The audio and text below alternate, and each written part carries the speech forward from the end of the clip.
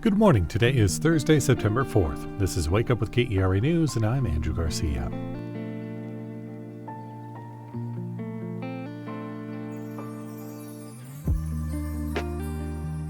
Highs are going to reach the upper 90s today, but it'll probably feel even hotter. The Texas Commission on Environmental Quality has also issued an air quality alert and an ozone action day. They're asking North Texans to help reduce ozone pollution by walking or riding a bike when possible and keeping their vehicles tuned up. A new law that took effect this week bans AI-generated child pornography in Texas. We'll have a closer look at Senate Bill 20 after the news.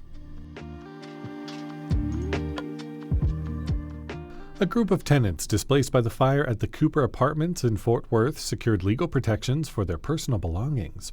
The agreement bars the Cooper and its owner, Lightbulb Capital Group, from destroying or removing the property of the former residents. The fire that broke out on June 23rd left more than 800 residents without homes.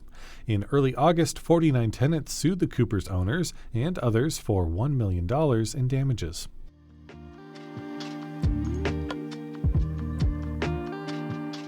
Dallas's first inspector general claims he was wrongfully terminated and is suing the city.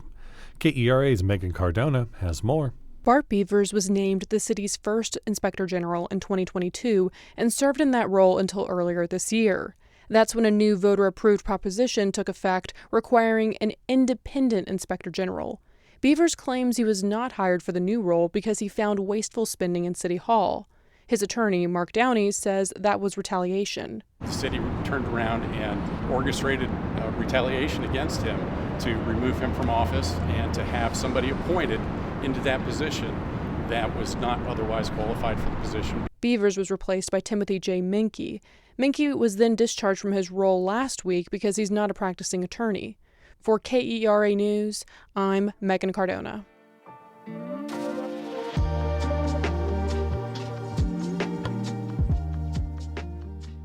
In Texas, more than 830 new state laws went into effect this week. From healthcare to education to public safety, these hundreds of changes will touch nearly every aspect of Texans' lives in ways big and small. New laws can also bring about some unintended questions, some that lawmakers may not have originally considered. Take Senate Bill 20, which is designed to crack down on AI-generated child pornography in Texas. The new law passed earlier this year with overwhelming bipartisan support.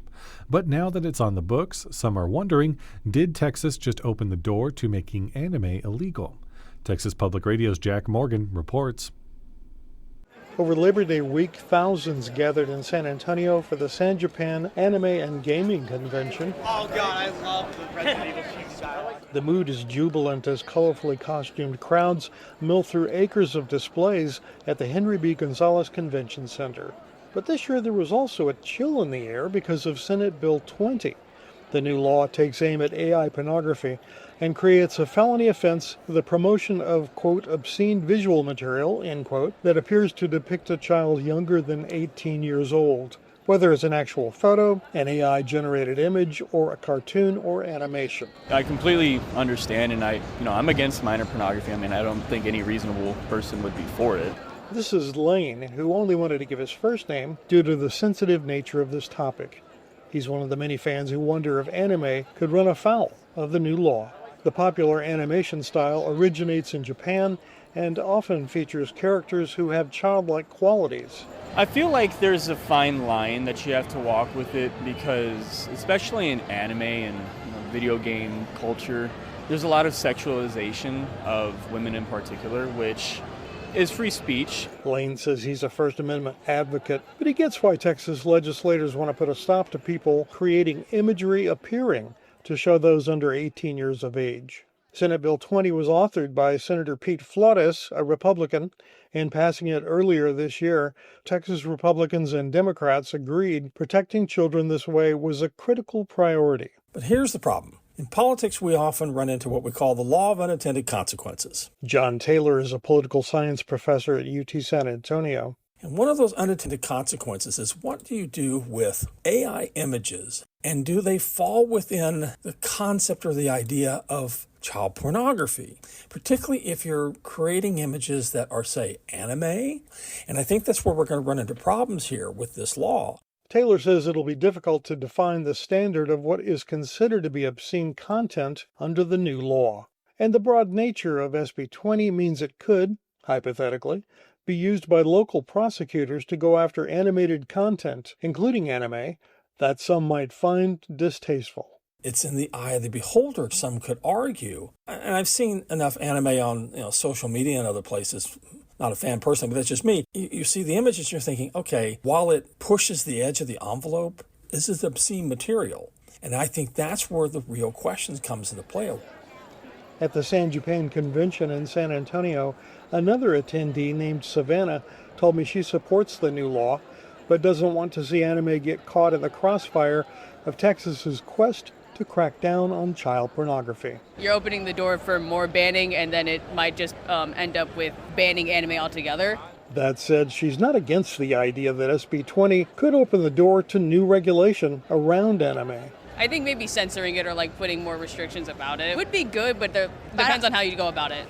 SB 20 just took effect on Monday, so for now, how the law will be enforced is yet to be seen. Clarity on that could take a while. Someone would first have to be arrested and charged for some sort of anime-related content, and then the issue would be decided by the courts. That was Texas Public Radio's Jack Morgan reporting.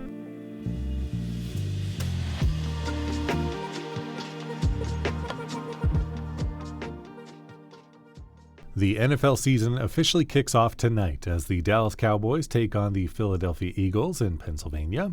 The Eagles and Jalen Hurts are counting their blessings about not having to go up against all-pro defensive end and verified game wrecker Micah Parsons after he was shipped out and traded to the Green Bay Packers last week.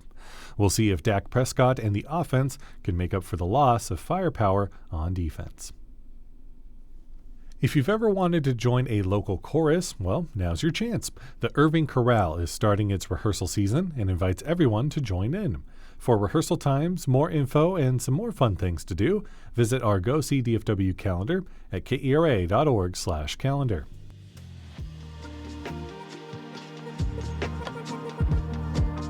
Thanks for listening to Wake Up with KERA News. I'm your host, Andrew Garcia. This show is produced by Shardae White with editing support from Bekah Morr. For more news in your inbox, visit kera.org/wakeup.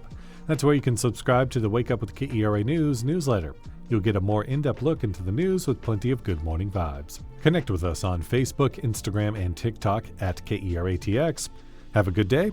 We'll see you tomorrow.